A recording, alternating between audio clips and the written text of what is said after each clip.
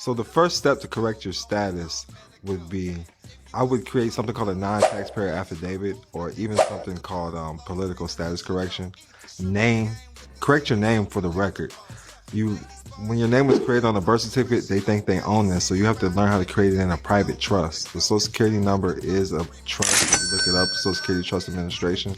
It's a public administration. You have to learn how to create your private administration. So you can start with a church, or even a tribe. You can correct your status with a tribe, a church.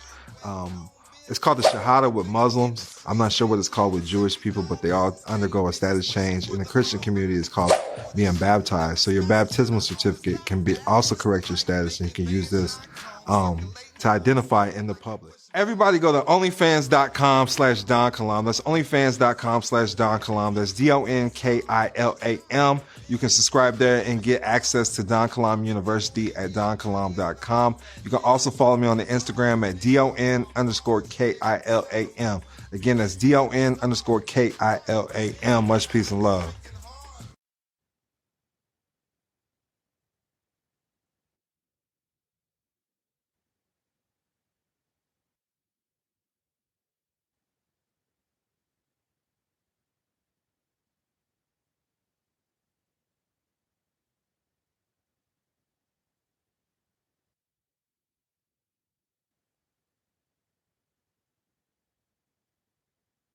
All right. Peace and love, world. Peace and love. You're now rocking to the sounds and vibrations of your boy, Don Kalam, also known as Malik Kalam. And as always, prosperity is your divine birthright. As always, you must remember, I'm not a licensed attorney or tax expert. I do this for educational and informational purposes only. I'm not a licensed attorney or a tax expert. I do this for educational and informational purposes only. But much peace and love, man. You want to learn more? You want to text private life to 480-573-4879. Again, text private life to 480-573-4879. That's how you can get a hold of Don Kalam. Anything else, any of your questions, everything else is irrelevant. Take notes and tap in and learn when you see somebody that's dropping game in your presence. As simple as that. Look at their life, and that's how far they can take you. So let's get it, man. I'm back on the golf on the tee today. So I said, hey, let me bring some information to my people, man, before I hit the golf course. Don Kalam has plenty of books on Amazon. Go check them out. Just type in Don Kalam or Don Kalam University. DONKILAM. But the number one bestseller right now, it's been trending over the last month. Number one bestseller in consumer law. Check it out. Check it out. Check it out. Check it out. Yeah, number one bestseller. Consumer law and securities law.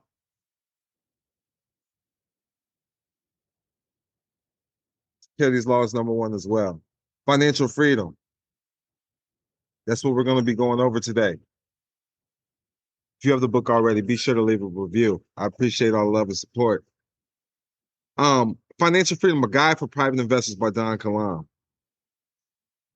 Let's get into it, man. So what the book really goes over is understanding how to use audits and GAAP as an investor versus disputing debt and facing charge-offs. And the reason being, how I back my claims.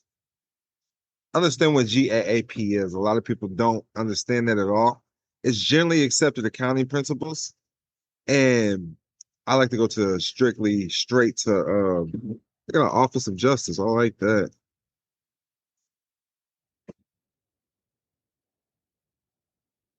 I'm going to check that out later. But I'm going to Investopedia to break down what I need to know about this. And when you go there, it's going to explain to you. You got to understand the difference between public and private, and that's where a lot of my people are confused. Consumer laws is for public consumers. You know, when you're in the private sector, we're looking at private banking. Okay, you say you're a private banker, that's part of the private sector of the economy. And if you're new to this, Google, look up the definition of private sector. Private sector is the part of the national economy that is not under direct government control. The part of the national economy that's not under direct government control. You know, um, a lot of people are confused about this too. Public banks are owned by the government. A public bank is owned and operated by the state or city government in the public interest. Everything's in the public interest. So every time you're claiming these things, you're in the public, that belongs to the government. A public interest, you're claiming the name. Public banks may be better positioned to benefit city and state entities and broader communities, but the startup can be challenging. So public banks are owned, public employees. That's all the government. That's how you have to think of things. You're going to Bank of America. You're going to Chase Bank. You're not a private banker. You're not investing privately. You're investing publicly. So you have to learn how to reroute things and prove that you're the private investor. Now, I'm this is why it pays to invest in the private community and get in touch and drop the donations for the private consultation, because you're going to hear a lot of he say, she say when it comes in the public. And when it comes to the public, when it comes to Google, when it comes to you listening to these online gurus or whatever it may be, we're operating in the private. There's a difference between the private sector and the public sector. So I need y'all to understand the importance of acting as a private banker. Acting as a private banker. If you're a consumer, you're not a private banker. Consuming is consuming. A consumer is consuming, it's not investing. So I need y'all to know, if there's still a consumer, that proves that you were still the debtor. Okay. Charge-offs are considered um so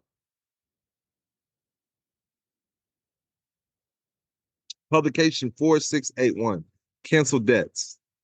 If you owe a debt to someone else and they cancel or forgive that debt for less than its full amount, you are treated for income tax purposes as having income and may have to pay taxes on this. If your debt is canceled, forgiven, or discharged for less than the amount owed, the amount of the canceled debt is taxable. Topic number 431, canceled debt. The IRS classifies canceled debt as income because you received the benefit without paying for it. So I need y'all to understand what's going on. And that's what the 1099-C, if you do with the 1099-C, I need y'all to understand these companies are still writing off this debt as income. So if you're the private investor, that goes to you. This is what I'm trying to, let me try to make this make sense. If I'm coming as a private investor, if I owe myself, let's just say I'm the owner of the corporation that gave myself a loan. That if I forgive the debt, I can still claim taxes on it. I can still claim it as their income because they owed me. So I need y'all to understand that, man. You get the interest off that. I don't even know what this is. Administrative procedurals and miscellaneous. Let me check that out. Conclusive presumptions of worthlessness of debt. Debt you owe that is canceled, forgiven, or discharged becomes taxable income to you. Also, I see something else. As the company, may deduct bad business debts in full or in part from gross income, but figuring taxable income.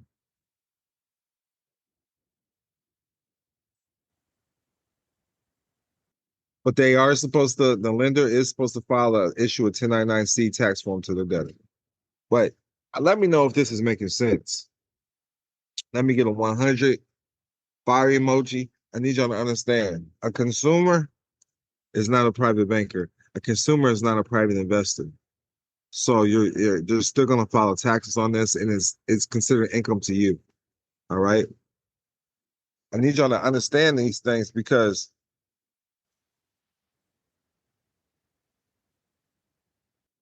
when you figure out who you are as a private investor,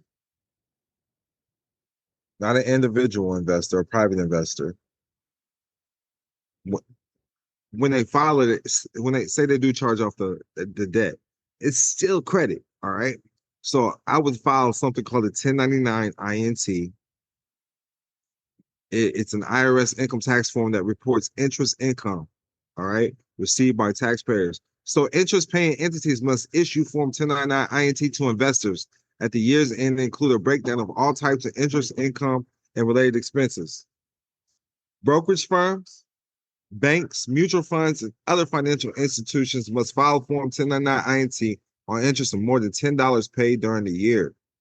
Types of interest income for which Form 1099 INT is issued include interest on deposit accounts, which is your bank account, dividends, and amounts paid to the holder of collateralized debt obligations. That is your monthly bill, so to speak. So anytime you're using that, so you got to understand when you're put in a different position, as a family trust, so to speak, you got to understand. So let me clarify some statements because I'm screen sharing with my private community.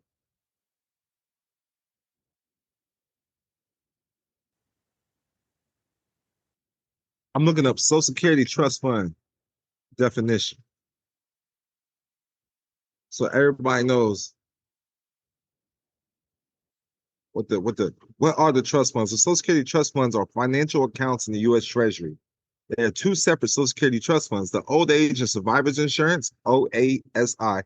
This is directly from the SSAW, the Social Security Administration website. The trust fund pays retirement and survivor benefits, and the disability insurance trust fund pays disability benefits. Social Security tax and other income are deposited in these accounts, and Social Security benefits are paid from them. The only purpose for which these trust funds can be used are to pay benefits and program administrative costs. The Social Security Trust Fund hold money not needed in the current year to pay benefits and administrative costs, and by law, invested in special Treasury bonds that are guaranteed by the U.S. government. A market rate of interest is paid to the trust funds on the bonds they hold. And when those bonds reach maturity or are needed to pay benefits, the Treasury redeems them. So the Treasury gets to invest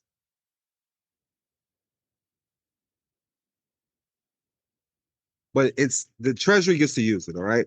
Now, Social Security trust funds are two accounts used by the U.S. government to manage surplus contributions to the Social Security system.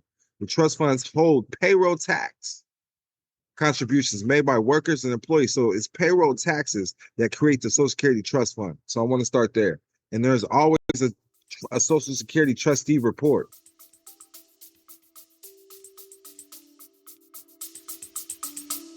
We'll be back after a quick break. There's no such thing to practice law. It's called a bar card or a British Accredited Registry card. They take an oath to uphold rules to the crown, which is in Britain.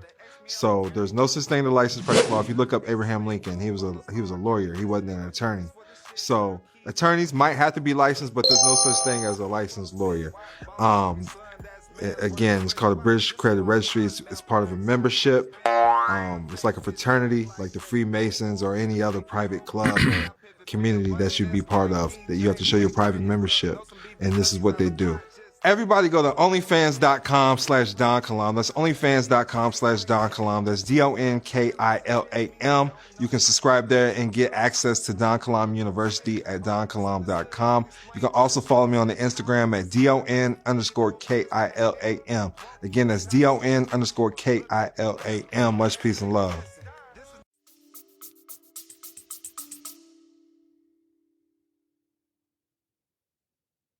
I'm bringing this up for a reason. I'm about to show y'all. I'm going to show y'all why.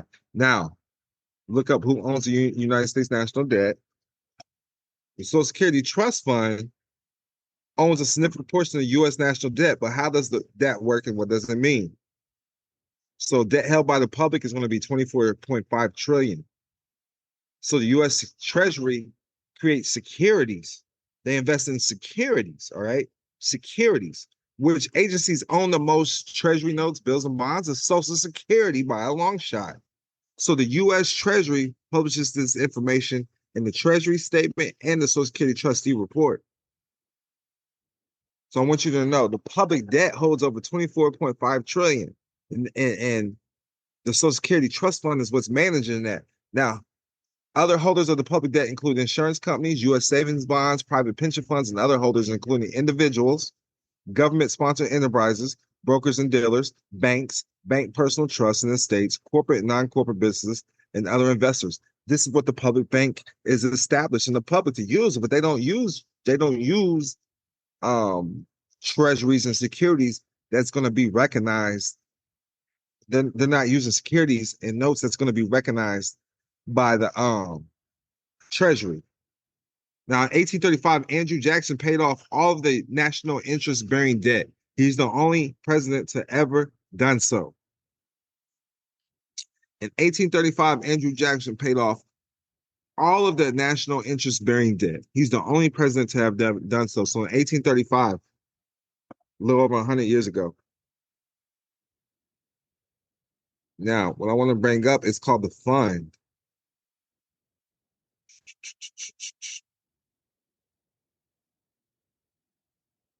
The Social Security Trust Fund.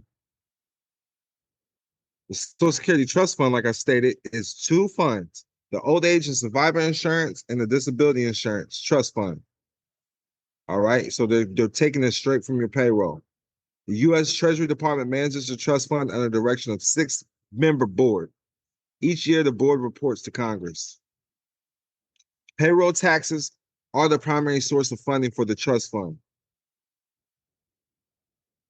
So the Social Security Act went in effect August 14, 1935 by President Franklin D. Roosevelt. The funds of Social Security come from payroll taxes known as FICA.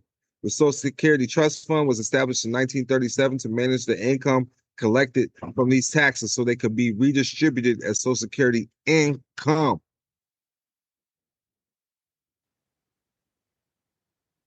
The U.S. Treasury must invest Social Security income in securities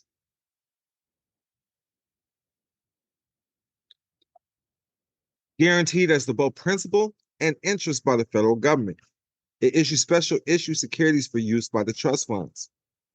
There are three differences between these special issue securities and U.S. Treasury bonds. They're not tradable. They're only available to the trust fund, and they are only bought with payroll taxes. The Treasury redeems these bonds with interest to pay for benefits. The money to the redeemed bonds comes from the general fund. It's called the general fund. Now, after the payroll taxes go into the general fund where they pay for government expenditures, that's how presidents borrow money from the Social Security Trust Fund. The borrowed funds make their deficit look smaller. The real amount owed still shows up in the national debt. It explains why the U.S. debt by president is larger than the U.S. deficit by president. So the U.S. debt by president is larger than the U.S. deficit by president. For this reason, the Heritage Fund says that the special issue securities are nothing more than IOUs. That's because future benefits will have to come from taxes that are being used today to pay for other government programs. So listen, they borrow from this. The president borrows from this. They can go in. It's called the general fund. The government, that's how presidents borrow money from the Social Security Trust Fund. The presidents can go in there and borrow money. A lot of people don't know that. Now, securities are investments traded on the secondary market. There are three types of securities. You got equities, bonds, and derivatives. Securities allow you to own the underlying asset without taking possession. For this reason, securities are readily traded. I'm going to say this again. Securities are investment traded on a secondary market. There are three types: equities, bonds, and derivatives. So y'all gotta understand what a security is when y'all out here filing these UCC1s and thinking you're creating securities. You're not. Securities allow you to own the underlying asset without taking possession. Because you gotta understand a security agreement is an agreement for a security. Now, for this reason, securities are readily traded. This liquidity means they are easy to price, which makes them excellent indicators of the underlying value of the assets. Professional traders must be licensed to buy and sell securities in the public. That ensures they are trained to follow the laws set by the SEC. Now, when it comes to stock, so equity securities are, which are stocks, are ownership shares of corporations. So stocks is equity securities, all right? You can buy stocks of a company through a broker. You can also purchase shares of a mutual fund that selects the stocks for you. The secondary market for equity derivatives is the stock market. Understand that IPO, initial public offering, is when companies sell a stock for the first time to the public.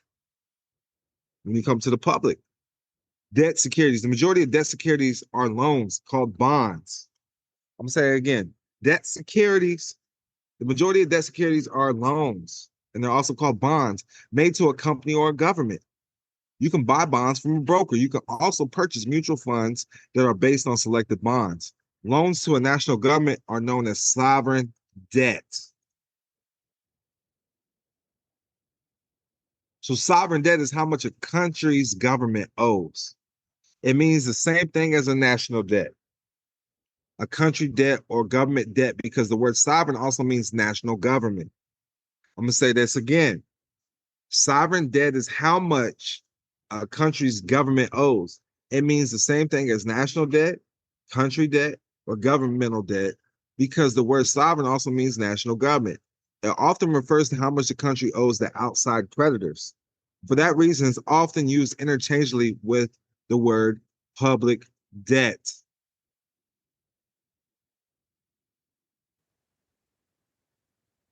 The public debt is how much a country owes to its lenders.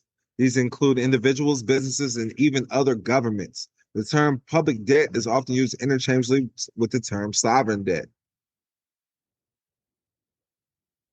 Nations finance their debt through securities, such as U.S. Treasury notes.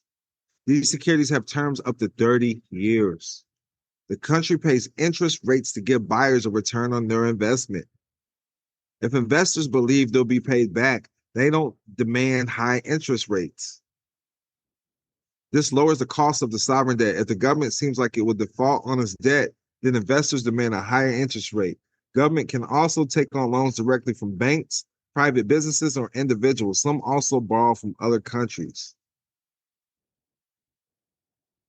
You got corporate bonds. These are loans to a company. If corporation bonds are rated below AAA, they must pay a higher interest rates. Treasury bonds. U.S. government issues treasury bonds because they are the safest bond. Treasury yields are the benchmark for all the interest rates. Municipal bonds. All right. Municipal bonds are issued by city and local governments. They have traditionally been safe investments, but they are not protected if a city or municipality goes bankrupt. And that's what's going on. I want you to understand how a municipal bond is created. This is what creates cities. Municipal bonds are loans that investors make to local governments, and you're considered the investor. This is coming straight from the Social Security Trust Fund. These they are issued by everybody thinks taxes pay for roads and stuff. I'm gonna show you what taxes pay for. Who pays for the roads? Who pays for who pays for your schools? Who's paying for your bridges?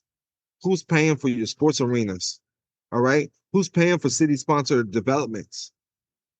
All right. Who's paying for hospitals, so to speak? I'm about to teach this if it's for the public. So look, municipal bonds are loans that investors make to local governments. Okay. Municipal bonds are securities. The original owner may sell them to other investors on the secondary market. That allows the bond's price to change. Holding the bond until maturity, your investment rate of return will not be affected by market change. Now, revenue bonds are the other type of common municipal bonds. The municipality repays those with proceeds from a specific source. These bonds pay for revenue generating projects. That includes toll, highways, sports arenas, city sponsored developments. If revenue sources dry up, the municipality doesn't have to pay. The third type of bond is made on behalf of private groups with a public purpose.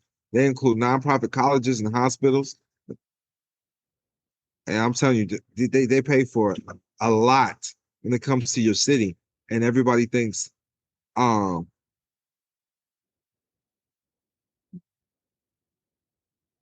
everybody thinks that taxes pay for roads and taxes pay for things. And I guess you're getting taxed if you gave a loan and you didn't know it. So when it comes to these things, they you can audit these accounts when you know who you are.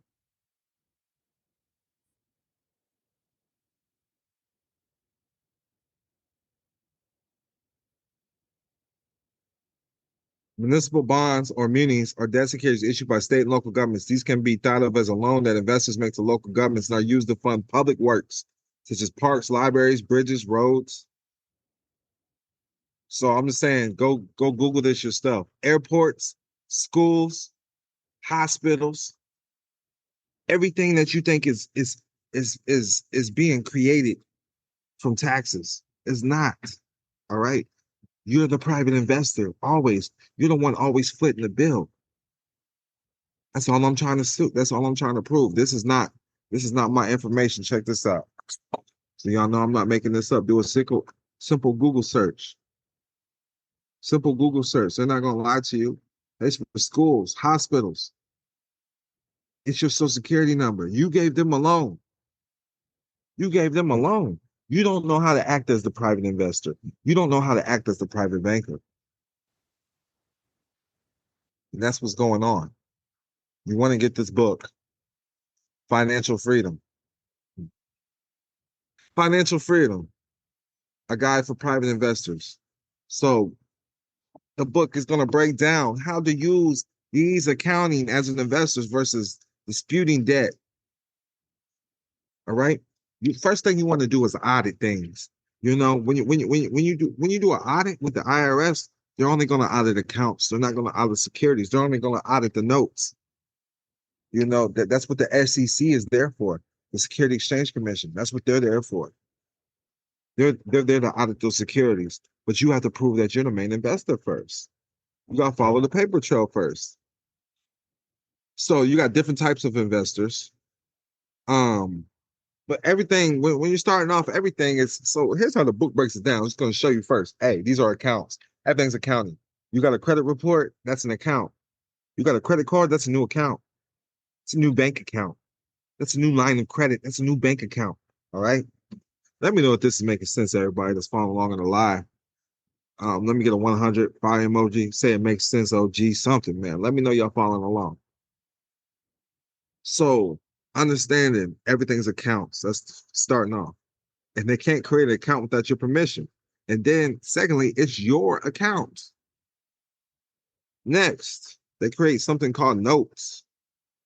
You got the promissory note. All right.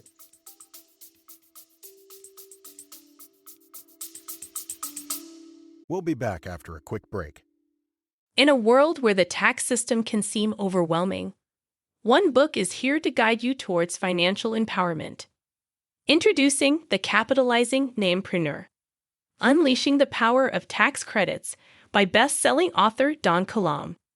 Are you looking to demystify the complexities of taxes and harness the power of tax credits?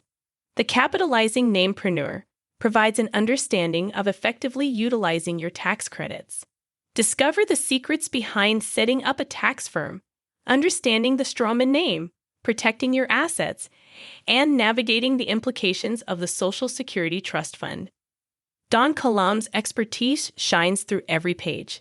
It's like having a personal financial advisor by your side.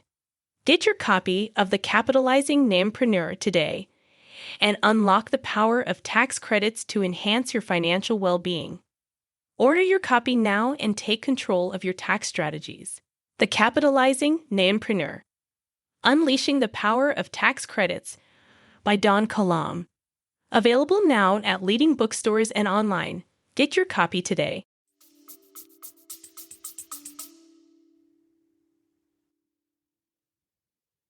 I've already said a mouthful. I've said a lot. And I'm going kind of fast, to be honest.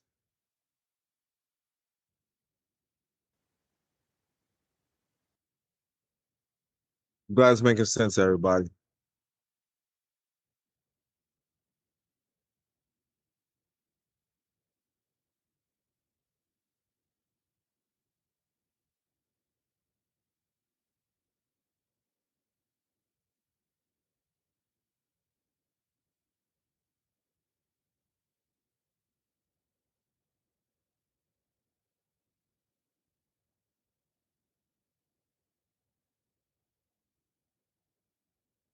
It's making sense, everybody. I see.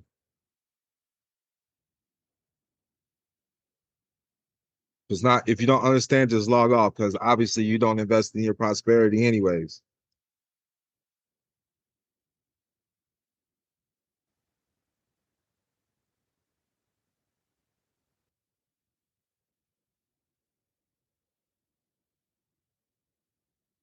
So we can keep it pushing.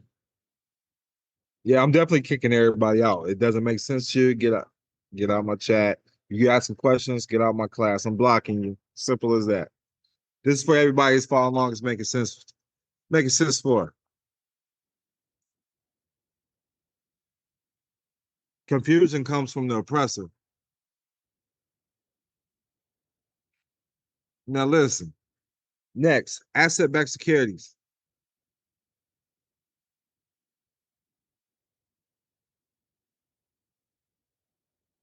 This is what you have to know. So you create a promissory note with the government, whoever it is, you got a warrant that's with the government. You did it with the lender, credit cards, loans. These are accounts. I want to start there again, let everybody know these are private accounts. This is what you're not understanding. They give you an account number.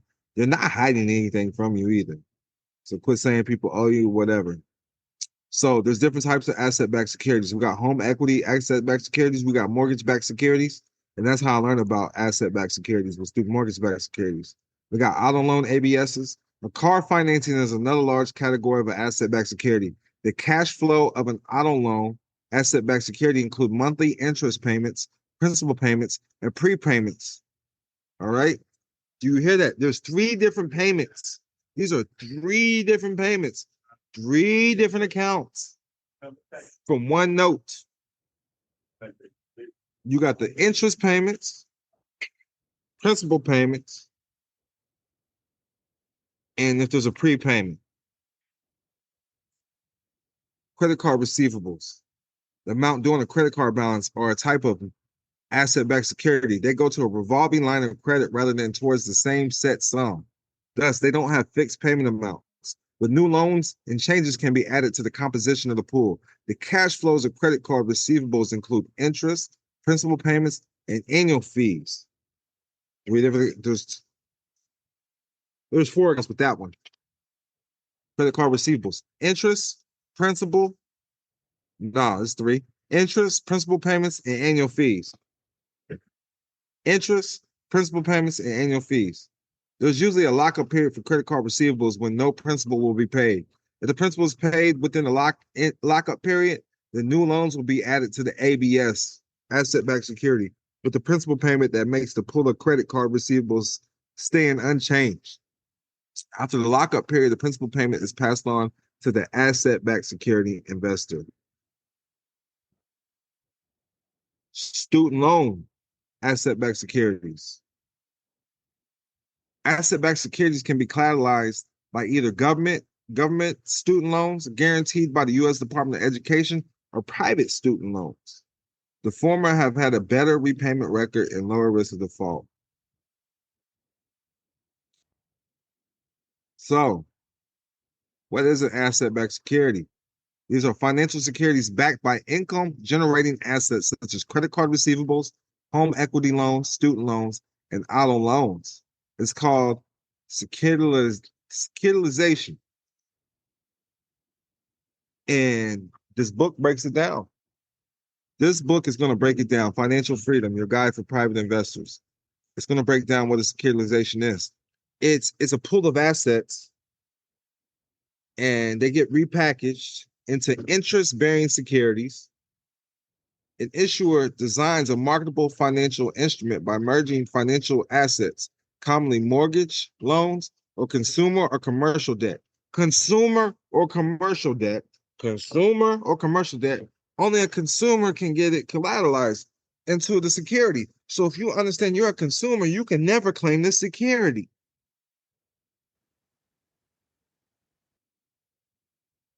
This is securitization. A consumer cannot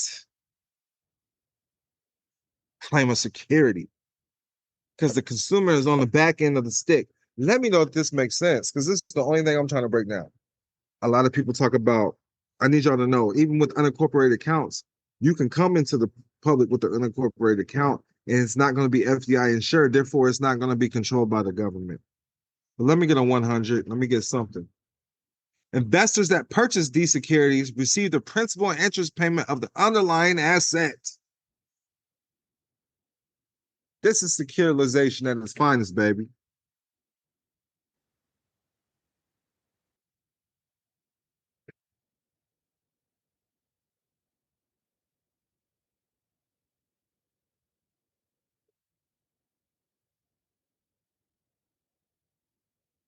Go get the book. Go get the book. #1 bestseller. Go get the book.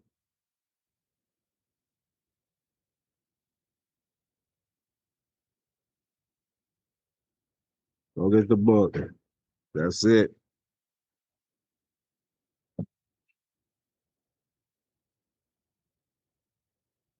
So investors that purchase these securities receive the principal and the interest payment of the underlying asset. You're going to receive the principal interest payment. You're going to receive the principal and the interest payment of the underlying asset when you prove that you're the investor. Securitization pools assets and repackages them into interest-bearing securities. An issuer designs a marketable financial instrument by merging financial assets, commonly mortgage loans or consumer or commercial debt. Consumer or commercial debts.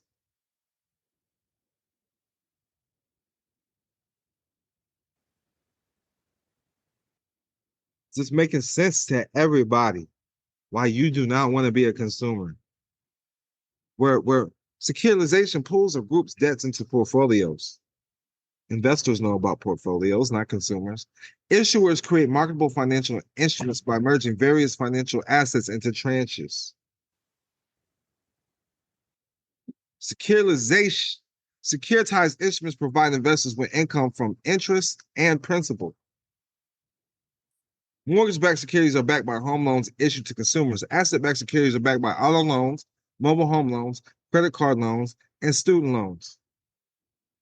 The people at the end of the totem pole that's getting paid off these transactions at the end of the day is proven to private investors. It's going to go outside the scope of an IRS audit because these are things are being securitized. You can only prove that you're a private investor through the securitization process. You have to prove that you're a private banker.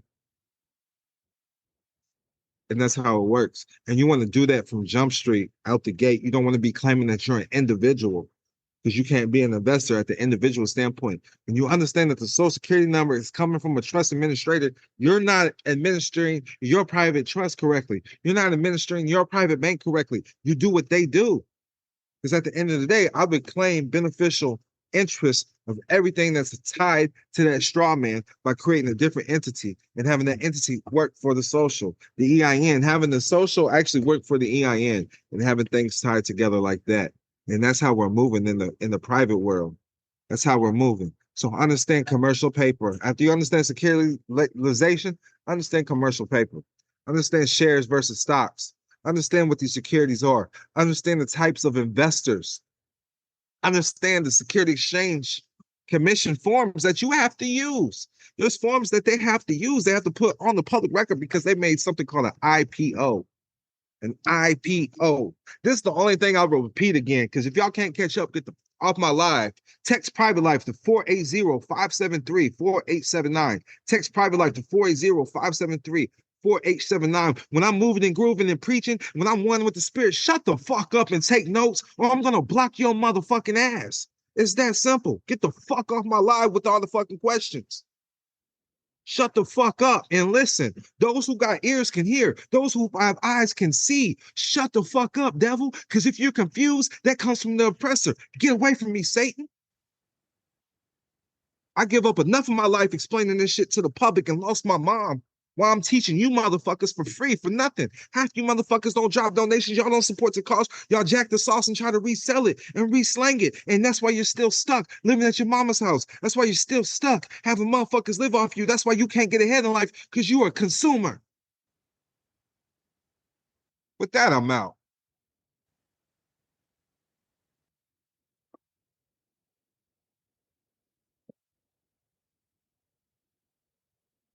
Now, understand, when you understand securitization, then you need to understand accounts. Who's in charge of accounting law? That's a whole different audit, though. So we got the IRS for the accounts, and then we got the SEC, FTC. We got a bunch of people. Let's just go here. Let's just go here. We got the Security Exchange Commission. These are all templates that's in the book, too. We got FINRA, the Financial Industry Regulatory Authority. We got the Federal Trade Commission, the FTC. We got the Natural Futures Association, the NFA. You need to read the book and understand why some of these companies are important. You got the Commodity Futures Trading Commission, CFTC.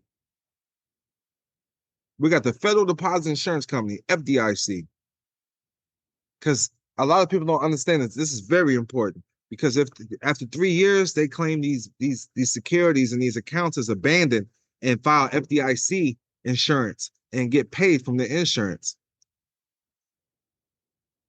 Got the Internal Revenue Service, IRS, the FASB, the Financial Accounting Standards Board, the International Accounting Standards Board, IASB, and as simple as that.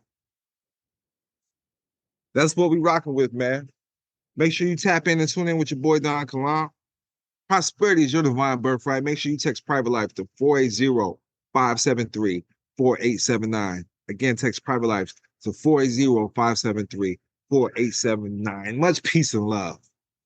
Go get the book too. Financial Freedom by Don Kilam. It's at Amazon now. Leave a review if you already got the book. #1 bestseller in consumer law, #1 bestseller in securities. Much peace and love. Are you ready to unlock the secrets of commerce and build an empire that lasts for generations? Look no further. Introducing $1 Million Worth of Game by Don Kilam, your official guide to the private and public side of commerce. In this groundbreaking book, Don Kilam reveals the strategies and insider knowledge you need to create and protect your wealth. Learn how to navigate the intricate world of commerce, master the art of building an empire, and secure a lasting legacy for your family. Get your hands on $1 Million Worth of Game today and embark on a transformative journey toward financial abundance. Don't miss out on the opportunity to build your empire and secure a prosperous future for generations to come. Get ready to conquer the world of commerce. $1 Million Worth of Game by Don Kilam, your ultimate guide to building an empire and leaving a legacy. $1 Million Worth of Game by Don Kilam. Available now. Get your copy and start your journey to generational wealth.